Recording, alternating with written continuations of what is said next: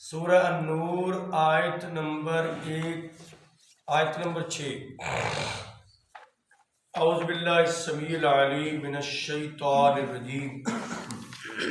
بسم اللہ الرحمن الرحیم۔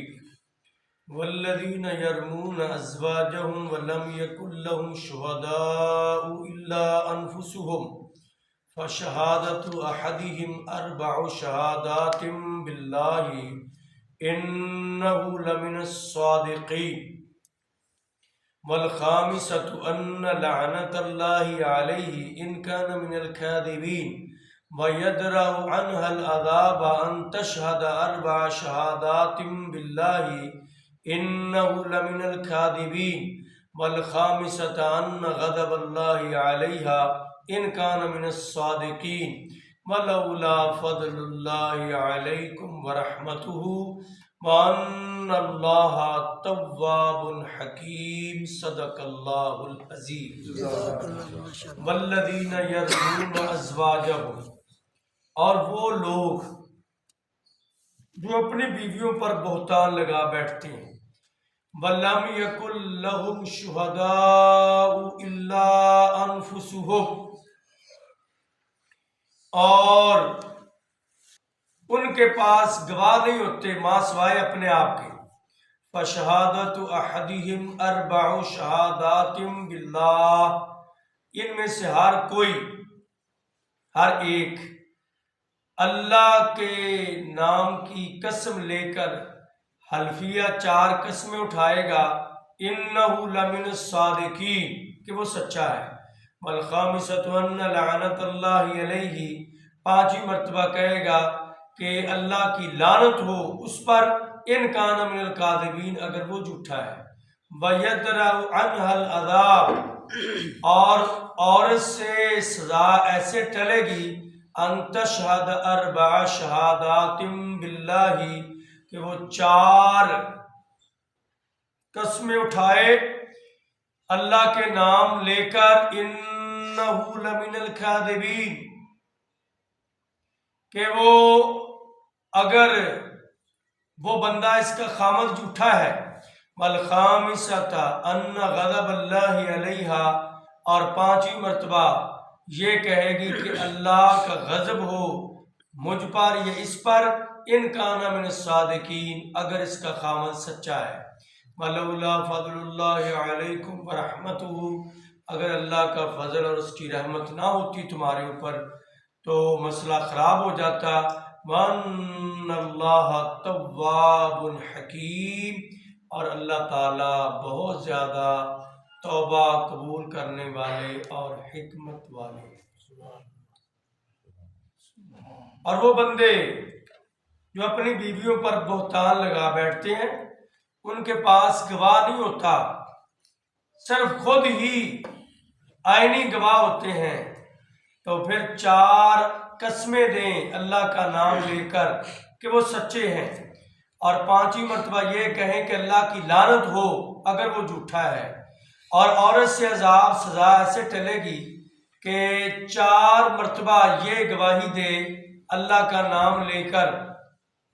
کہ اس کا خامد جھوٹا ہے، اور 5ویں مرتبہ یہ کہے کہ اللہ کا غضب ہو جائے اس پر اگر وہ سچا ہے، اور اگر اللہ کا فضل اور رحمت نہ ہوتی تو مسئلہ خراب ہو جاتا، اور اللہ تعالیٰ تو بڑے توبہ قبول کرنے والے حکمت والے۔ اب ایک اور مسئلہ بڑا اہم ہے اور بہت کم لوگوں کو شاید اس کا علم ہے، مسئلہ لعان۔ اور یہ مسئلہ لعان قرآن پاک نے اس کو بڑی وضاحت سے ذکر کیا۔ کچھ مسائل ایسے ہوتے ہیں جن کا اشارتاً قرآن میں تذکرہ اور تفصیلاً احادیث میں ذکر، مگر کچھ ایسے مسائل ہیں جن کو تفصیل سے اللہ نے خود ہی ذکر فرما دیا۔ ان میں سے یہ بھی ہے کہ اگر کوئی بندہ اپنی بیوی پر بہتان، ایک تو ہم نے کل پڑھا تھا کہ جو کسی عورت پر، پاک باز نیک چال چلن والی خاتون مسلمان عورت پر بلا وجہ یا بدگمانی کی بنا پر، ایک اپنے برے خیالات اور برے نظریے کی بنا پر بہتان لگا دے کہ یہ عورت فلانے فلانے کے ساتھ ایسی ویسی ہے، اب اس کی سزا کیا تھی وہ ہم نے پڑھ لی۔ اب ایک بندہ اپنی بیوی کے متعلق ہی پریشان ہوتا ہے، کہتا ہے بھی یہ مجھے اچھی نہیں لگتی، اس کی چال چلن اچھی نہیں ہے۔ اب اچھی نہیں کہنا کہ یہ اچھی نہیں ہے، اب اس کے لیے دلیل دینی پڑے گی۔ دلیل اس کی یہ ہے کہ وہ 4 گواہ لے کر آئے۔ بیوی غلط ہے، بیوی کا چال چلن درست نہیں، بیوی بدکاری کرنے والی ہے۔ اب وہ بندہ کہتا ہے میری بیوی بدکار ہے، کسی قاضی کے پاس جاتا ہے، جج کے پاس جاتا ہے، پنچایت میں فیصلہ ہوتا ہے، شرعی فیصلے کی بات کر رہا ہوں۔ تو اگر اس نے کہا نا کہ میری بیوی غلط ہے، تو اب اس خامد کے ذمے ہے کہ اپنی بات کو ثابت کرنے کے لیے 3 گواہ اور لائے، چوتھا تو وہ خود ہے۔ اور اگر وہ گواہ نہ لا سکے، ایک صحابی نے کہا اللہ کے رسول یہ بڑی مشکل بات ہمیں محسوس ہو رہی ہے کہ ایسا نازک مسئلہ ہے، بندہ کسی ایسے موقع پر خلوت میں برے حال میں دیکھے اپنی بیوی کو، پھر کیا بندوں کو بلا کر گواہ بنائے؟ بات تو اس نے کھل کے کر دی، سمجھنے کے لیے کوئی اسلام کے اندر شرم نہیں، بات تو سمجھ لینی چاہیے۔ کیا 4 بندے اور لائے بھی دیکھو، اور جتنی دیر میں وہ لائے گا ہو سکتا ہے وہ منہ کالا کر کے بھاگ جائے، تو میں گواہ کیسے نہ ہوں؟ بات وہ پہلے ہی ذکر ہو گئی کہ اگر بندہ ایسے دیکھتا ہے جو چھپ کر کرتے ہیں عام عورت کو، وہ تو برداشت کر لے گا، چلو وہ منہ کالا کیا اور اس برائی کا جرم یا اس کی سزا اللہ اس کو خود دیں گے۔ لیکن جو بیوی کو دیکھ لے تو وہ تو غیرت مند بندہ برداشت نہیں کرتا۔ صحابی نے کہا اللہ کے رسول یا تو بندہ پھر 4 گواہ تلاش کرتا پھرے، یا بندہ بغیرت ہو کر خاموش ہو جائے، تو پھر کیا کرے؟ یا پھر حد کے لیے وہ تیار ہو جائے۔ آپ نے فرمایا میں اب اس کے لیے تجھے کیا بتا سکتا ہوں؟ تو یہ باتیں ہو رہی تھیں، تو فوراً قرآن پاک کی یہ آیات اللہ نے نازل فرمائی کہ اس کا حل یہ ہے کہ اگر بندہ اس مشکل میں پڑ جائے، یہ چیز بھی دیکھ لے اور 4 گواہ بھی وہ لانا اچھا نہیں سمجھتا، نہ موجود ہے موقع پر، اللہ نے کہا اس کا حل یہ ہے کہ 4 مرتبہ بندہ قسم اٹھا کر کہے، قاضی کی عدالت میں کھڑا ہو کر اللہ کی قسم اٹھا کر کہتا ہوں کہ میری بیوی ایسی ویسی ہے، 4 مرتبہ قسم اٹھا کر کے،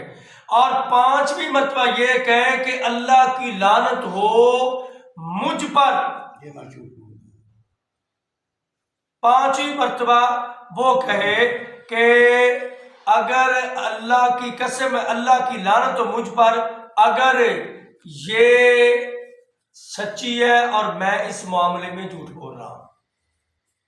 لعنت کی وجہ سے مسئلے کا نام لعان رکھ دیا گیا۔ تو اگر یہ خامد کر لے بات تو خامد بری و ذمہ ہو جائے گا، بچ جائے گا، اور پھر عورت پر سزا، یعنی خامد اپنے آپ کو سچا ثابت کر گیا، عورت پر حد نافذ کر دی جائے گی۔ اگر عورت کہے نہیں میں ابھی بھی نہیں مانتی، یہ جھوٹا ہے، میں ایسا نہیں کیا، یہ میرے ساتھ کسی وجہ سے یہ ضد کی بنا پر کر رہا ہے، شریعت نے کہا پھر عورت 4 مرتبہ قسم اٹھائے۔ اگر اپنے آپ کو بچانا چاہتی ہے اور سچی ہے، یہ بھی ہو سکتا ہے نا کوئی خامد اپنی بیوی کے ساتھ رہنا نہیں چاہتا تو وہ کسی بنا پر کلیش یا چپکلس کی وجہ سے اپنی بیوی کو ذلیل اور رسوا کر کے الگ کرنا چاہتا ہے، بیوی اگر بالفرض سچی ہے تو بیوی کھڑی ہو کر قاضی کی عدالت میں کہے گی کہ اللہ کی قسم میں اٹھا کر کہتی ہوں کہ میرا خامد جھوٹا ہے، اللہ کی قسم اٹھا کر کہتی ہوں میرا خامد جھوٹ کہہ رہا جو اس نے کہا میرے متعلق۔ اور 5ویں مرتبہ وہ کہے گی کہ اللہ کی پھٹکار اور لعنت ہو مجھ پر اگر میرا خامد اس واقعہ میں سچا ہے۔ اگر وہ یہ کہہ دے تو اور سے وہ سزا اور جو رجم کی سزا تھی ختم ہو جائے گی۔ اب کیا ہوگا؟ اب نکاح ان کا ختم ہو جائے گا، نکاح ان کا ختم ہو جائے گا، پھر بندے کو کوئی سزا نہیں ملے گی، وہ بھی بری ہوگی۔ ہاں وہ آپ بات کر رہے ہیں بالکل ٹھیک، وہ تو میں نے پہلے بات کر دی، بندے نے تو جو قسمیں اٹھا لی نا اس کی مان لی گئی، وہ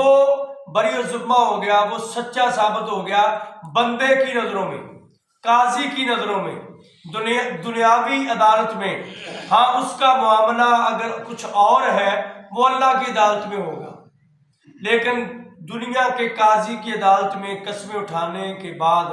بندہ سچا ہے، اس کی قسموں پر اعتبار کرنا ہوگا۔ اس سے مسئلہ یہ بھی آپ نوٹ کر لیں، اگر کسی سے قسم لینی ہے تو قسم پر اعتبار کرنا پڑے گا۔ قسم بھی لینی کہتے نہیں ہم نہیں مانتے، پھر وہ مجرم ہے جو نہیں مانتا۔ ورنہ عورت نے ان کا تو معاملہ اس نے نہیں مانا، پھر اسے قسم دینی پڑے گی۔ عورت نے قسم دی کہ یہ جھوٹا ہے تو اسے قسم دے کر دونوں بری و ذمہ ہو گئے، اگر وہ دونوں قسمیں اٹھا لیں۔ اگر مرد اٹھائے گا تو پھر عورت پر سزا نافذ ہو جائے گی، عورت بھی اٹھائے گی تو وہ عورت سزا سے بچ جائے گی، لیکن نکاح ان کا ہمیشہ کے لیے ختم ہو جائے گا، دوبارہ بھی نکاح نہیں ہوگا۔ کوئی موقع دوبارہ زندگی میں اکٹھا ہونے جو ایک دوسرے پر لعنت بھیجیں، قاضی کی عدالت میں کھڑے ہو کر ایک دوسرے پر پھٹکار بھیجیں، ایک دوسرے کو ذلیل کریں، پھر ان کو اکٹھا ہونے کی شریعت میں کوئی گنجائش۔ اچھا، اس پر صحابہ اکرام کے واقعات، اویمر اجلانی رضی اللہ تعالیٰ عنہ کا واقعہ۔ اچھا، انہوں نے یہ واقعہ کے بعد تینوں طلاقیں دے دی اکٹھی، طلاق۔ اب طلاق کی ضرورت ہی نہیں تھی، شرعی طور پر وہ نکاح ختم ہو گیا، چونکہ پہلا واقعہ تھا اسلام میں اور ان کو علم نہیں تھا کہ اب کیا کروں۔ انہوں نے سمجھا بھی اب میں نے اس کے ساتھ رہنا نہیں، کہنے لگے تجھے طلاق طلاق طلاق۔ اب یہ کہہ کر وہ اپنی طرف سے کہنے لگے میں نے الگ کر دیا۔ الگ تو وہ پہلے ہو گئے تھے، لیان جب ہو جائے تو ان کا اب دوبارہ، اب جو لوگ کہتے ہیں نا کہ 3 طلاقیں اکٹھی ہو جاتی ہیں، وہ کہتے ہیں یہ حدیث میں ہے 3 طلاقیں دے دی تو بیوی الگ ہو گئی۔ اور بھی یہ تو طلاق کا مسئلہ ہی نہیں، اس بندے نے طلاق تو اپنی ایک سوچ کے مطابق دی ہے کہ میں اس کو دوں اور فارغ کر دوں، حالانکہ طلاق کے بغیر بیوی اس سے ہمیشہ کے لیے الگ ہو گئی، چونکہ یہ لعان کا مسئلہ ہے، لعان اور ہے طلاق اور ہے۔ حدیث میں ہے یہ واقعہ، لیکن طلاق ادھر دینے کا جواز بھی نہیں تھا، نہ اس کی ضرورت تھی، اس نے دے دی، طلاق کی بنا پر علیحدگی نہیں ہوئی بلکہ لعان کی بنا پر ان کی علیحدگی ہوئی۔ اچھا، اب رہ گیا حق مار کا مسئلہ۔ جب خامد نے اس کو چھوڑا ہے اور شبہ بھی خامد کو ہے، یہ یقین ہے یا شبہ ہے وہ اس کا معاملہ ہے، پھر خامد کو حق مار دینا پڑے گا، حق مار اسے دینا پڑے گا اس موقع پر بھی، اور جب عورت کو وہ طلاق دیتا ہے تب بھی اس کو حق مار دینا پڑے گا، اور بیوی جب عدالت سے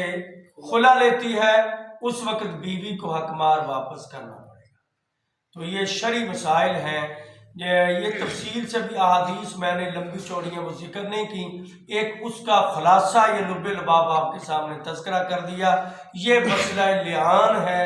جو معاشرے کے اندر اگر کبھی پیش آ جائے تو شرعی حل اسلام نے آپ دیکھیں کہ کوئی بات چھوڑی نہیں، قرآن پاک نے تفصیل سے ذکر کر دیا۔ اگر اشارتاً ذکر کیا تو حدیث نے ڈیٹیل اور تفصیل بیان کر دی. مجھے سمجھ نہیں آتی، لوگ کہتے ہیں کہ قرآن اور حدیث کو سمجھنے کے لیے 14 علم چاہیے،